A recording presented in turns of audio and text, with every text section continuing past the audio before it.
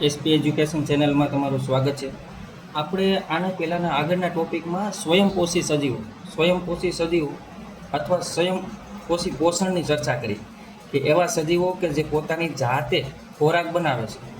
ઉદાહરણ તરીકે વનસ્પતિ છે, વનસ્પતિના પર્ણ ઉપર આવેલા હરિત કણો છે એ સૂર્યપ્રકાશની હાજરીમાં ક્લોરોફિલ રંજક દ્રવ્યની મદદથી સૂર્ય ઉર્જાનું શોષણ કરી અને તેને કેમિકલ ઉર્જામાં ફેરવે છે અને કાર્બન છે એનું એ કાર્બોદિતમાં રૂપાંતર કરે છે. આવી રીતે ખોરાક બનાવે છે. તો જે વનસ્પતિ છે, પછી હરિત લીલ છે, આ બધી સજીવો છે એ સ્વયંપોષી પોષણ પદ્ધતિથી પોષણ કરે છે, એટલે કે પોતાનો ખોરાક પોતાની જાતે બનાવે છે. તો આપણે પોષણના મુખ્ય બે પ્રકાર, એમાં એક હતું સ્વયંપોષી પોષણ અને એક હતું વિષમપોષી પોષણ. તો સ્વયંપોષી પોષણ છે એની આપણે ચર્ચા કરી લીધી. હવે એના પછીનો ટોપિક છે વિષમપોષી. વિષમપોષી એટલે કેવા સજીવો છે, આની પોષણ પદ્ધતિ કઈ રીતની છે એની આપણે ચર્ચા કરવાની છે. વિષમપોષી પોષણ એટલે તો કે એવા સજીવો કે જે પોષણ માટે અન્ય સજીવો ઉપર આધાર રાખે છે, આવા પોષણને વિષમપોષી પોષણ કહે છે. કેવું પોષણ? તો કે જે સજીવો પોષણ માટે અન્ય સજીવો ઉપર આધાર રાખે છે, અન્ય સજીવો ઉપર આધાર રાખે છે, તો આ પ્રકારના પોષણને વિષમપોષી પોષણ કહે છે. આવા સજીવો છે એની અંદર હરિત કણ ધરાવતા નથી. વિષમપોષી પોષણ પદ્ધતિ ધરાવતા સજીવો છે એ હરિત કણ ધરાવતા નથી. જો હરિત કણ હોય તો એ પોતાનો ખોરાક પોતાની જાતે બનાવી શકે, તો એ સ્વયંપોષી પોષણ કહેવાય. પણ આપણે વાત કરી રહ્યા છીએ, અત્યારે ચર્ચા કરી રહ્યા છીએ વિષમપોષી પોષણની. વિષમપોષી પોષણ છે એની અંદર આવા સજીવો છે એ હરિત કણ ધરાવતા નથી. હવે વિષમપોષી પોષણ છે એના પ્રકાર છે. વિષમપોષી પોષણના મુખ્ય 3 પ્રકાર છે: મૃતોપજીવી છે, પરોપજીવી છે અને પ્રાણીસમ છે. તો હવે આપણે આજ આની ચર્ચા કરીશું કે મૃતોપજીવી કોને કહેવાય, પરોપજીવી કોને કહેવાય અને પ્રાણીસમ પોષણ પદ્ધતિ કઈ રીતની હોય છે એની આપણે ચર્ચા કરવાની છે.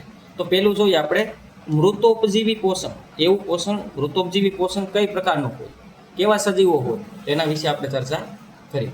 તો પ્રથમ શરૂઆત કરી મૃતોપજીવી પોષણ. મૃતોપજીવી પોષણ એટલે કેટલાક સજીવો મૃત પ્રાણીના શરીરનું વિઘટન કરી શરીરની બહાર એનું વિઘટન શરીરની બહાર કરે છે અને પછી તેનું શોષણ કરે છે, તેને મૃતોપજીવી કહે છે. આવા સજીવોને મૃતોપજીવી કહે છે અને આવા પોષણને મૃતોપજીવી પોષણ કહે છે.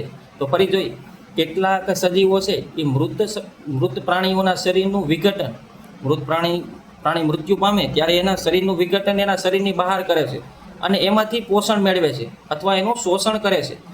તો આવા સજીવો છે એને મૃતોપજીવી કહે છે. એક્ઝામ્પલ તરીકે બ્રેડ મોલ્ડ છે, ઈસ્ટ છે, મશરૂમ છે. જો આ બ્રેડ મોલ્ડ છે, ઈસ્ટ છે, મશરૂમ છે, આ એક પ્રકારની ફૂગ છે. જેમાં બ્રેડ મોલ્ડ છે એ તો તમે જોઈ પણ હોય કે ભાઈ બ્રેડ છે એ હવામાં ખુલ્લા વાતાવરણમાં રાખવામાં આવે અમુક સમય સુધી, તો ભેજના સંપર્કમાં આવતા એની ઉપર સફેદ ધાબા આપણને જોવા મળે છે. તો એ જ બ્રેડ મોલ્ડ છે, એક પ્રકારની ફૂગ છે. જે ફૂગ છે એ કેવી છે? તંતુમય ફૂગ છે. અને સૂક્ષ્મદર્શક યંત્રમાં જોવામાં આવે તો આપણને એ તંતુમય ફૂગ દેખાય. તો મૃતોપજીવી પોષણ આપણે પહેલાં જોયું કે કેટલાક સજીવો છે એ મૃત્યુ પામેલા સજીવોના શરીરની બહાર જ રહી અને વિઘટન કરી અને એમાંથી શોષણ કરે, તો આવા સજીવોને મૃતોપજીવી કહે છે અને આ પ્રકારના પોષણને મૃતોપજીવી પોષણ કહે છે. એક્ઝામ્પલ પૂછે તો બ્રેડ મોલ્ડ છે, ઈસ્ટ છે, મશરૂમ છે. હવે જો એના પછી પરોપજીવી. પરોપજીવી કોને કહેવાય? તો કે પરોપજીવી છે એના 2 પ્રકાર છે: અંતઃપરોપજીવી અને બાહ્ય પરોપજીવી. તો પહેલાં આપણે જોઈએ અંતઃપરોપજીવી કોને કહેવાય અને બાહ્ય પરોપજીવી કોને કહેવાય. તો પરોપજીવીમાં પહેલો પ્રકાર અંતઃપરોપજીવી. તો એ કેવા સજીવો હોય? કેટલાક સજીવો અન્ય સજીવના શરીરમાં રહી અને તેમને મારી નાખ્યા વગર તેમાંથી પોષણ મેળવે છે, જેને અંતઃપરોપજીવી પોષણ કહે છે. જો આ સજીવો કેવા હોય? તો કે કેટલાક સજીવો એવા છે કે સજીવની શરીરની અંદર રહે પણ એ સજીવને મારી નાખતા નથી પણ એમાંથી પોષણ મેળવે છે. તો આવા સજીવને અંતઃપરોપજીવી સજીવો કહે છે અને આવા પોષણને અંતઃપરોપજીવી પોષણ કહે છે.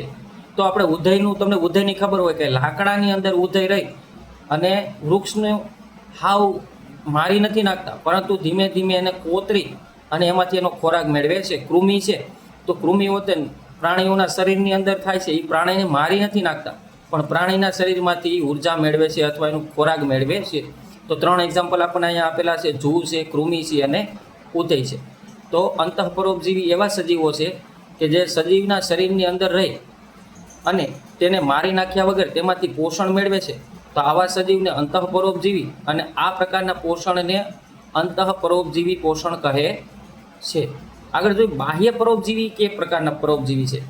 તો બાહ્ય પરોપજીવી છે એ કેટલાક સજીવો અન્ય સજીવ સાથે તેમના શરીર ઉપર વસવાટ કરી અને પોષણ મેળવે છે.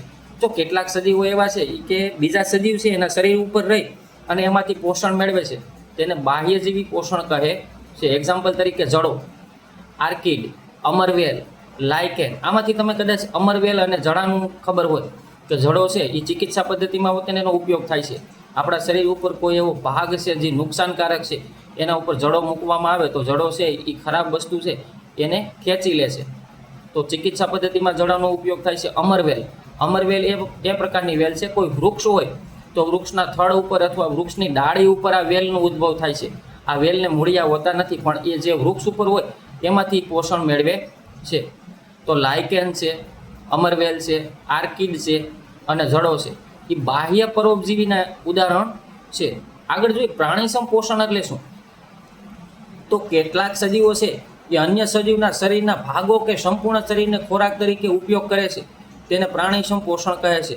હવે તમને સમજાવી. એક્ઝામ્પલ તરીકે સિંહ છે, વાઘ છે, આવા માંસાહારી પ્રાણીઓ છે એ શાકાહારી પ્રાણીઓ અથવા એનાથી નાના પ્રાણીઓનો શિકાર કરે છે, ત્યારે તેના અમુક ભાગોને ખાય અથવા એ આખા શરીરને, જે મૃત્યુ પામેલું શરીર છે પ્રાણીનું, એનો ખોરાક તરીકે ઉપયોગ કરે, તો આવા પ્રાણીઓને આવા પોષણને પ્રાણીસમ પોષણ કહે છે. તો ફરી એકવાર જોઈએ, કેટલાક સજીવો છે અન્ય સજીવના શરીરના ભાગો કાં અમુક ભાગો ખાય કાં સંપૂર્ણ શરીરને ખોરાક તરીકે ઉપયોગ કરે, તો તેને પ્રાણીસમ પોષણ કહે છે. જો આમાં મનુષ્ય આવી જાય છે, પ્રાણીઓ આવી જાય છે, ઉંદર આવી જાય છે અને અમીબા છે, પેરામિશિયમ છે. આ બધા પ્રકારના જે ઉદાહરણ છે એ પ્રાણીસમ પોષણના છે. તો આપણે વિષમપોષી પોષણના 3 પ્રકાર જોયા: મૃતોપજીવી, પરોપજીવી અને પ્રાણીસમ. તો જો મૃતોપજીવીમાં કેવું હતું, તો કે કોઈ સજીવ છે એ મૃત્યુ પામે તો એના શરીરનો પોષણ તરીકે ઉપયોગ કરે, એના શરીરની બહાર વિઘટન કરી એનું વિઘટન કરે છે અને એના પછી એનું શોષણ કરે, તો આને મૃતોપજીવી કહે છે. અને આ પ્રકારના પોષણને મૃતોપજીવી પોષણ કહે છે. ઉદાહરણ તરીકે છે બ્રેડ મોલ્ડ છે, ઈસ્ટ છે, મશરૂમ છે. પછી જોઈએ પરોપજીવી, તો પરોપજીવીના 2 પ્રકાર: અંતઃપરોપજીવી અને બાહ્ય પરોપજીવી. તો અંતઃપરોપજીવી છે એ કેટલાક સજીવો છે અન્ય સજીવના શરીરની અંદર રહી અને તેને મારી નાખ્યા વગર તેમાંથી પોષણ મેળવે, તો તેને અંતઃપરોપજીવી પોષણ કહેવાય. એક્ઝામ્પલ પૂછે તો જૂ છે, કૃમિ છે, ઉદય છે. બાહ્ય પરોપજીવીમાં કેટલાક સજીવો એવા છે કે જે અન્ય સજીવના શરીર ઉપર રહી અને એમાંથી પોષણ મેળવે છે, તો આવા સજીવને બાહ્ય પરોપજીવી કહે છે. અને આ પ્રકારના પોષણને બાહ્ય પરોપજીવી પોષણ કહે છે. એક્ઝામ્પલ તરીકે જડો છે, આર્કિડ છે, અમરવેલ છે અને લાઇકન છે. પ્રાણીસમ પોષણમાં આપણે જોઈએ તો ખાસ કરીને માંસાહારી પ્રાણીઓમાં જોવા મળે કે કેટલાક સજીવો અન્ય સજીવના શરીરનું અમુક ભાગો કે સંપૂર્ણ ભાગનો ખોરાક તરીકે ઉપયોગ કરે, તો તેને પ્રાણીસમ પોષણ કહે છે. ઉદાહરણ તરીકે માનવ છે, માંસાહારી પ્રાણીઓ છે, ઉંદર છે, અમીબા છે, પેરામિશિયમ છે. આના પછીના ભાગની અંદર આપણે એક કોષીય સજીવમાં પોષણ જોશું કે એક કોષીય સજીવમાં પોષણ કેવી રીતનું થાય છે. એમાં આપણે ખાસ કરીને અમીબાનું પોષણ, જે આઈએમપી છે 2 માર્કમાં પૂછાય છે, તો અમીબાનું પોષણ અને પેરામિશિયમમાં કેવી રીતે પોષણ થાય છે એની આપણે ચર્ચા કરીશું.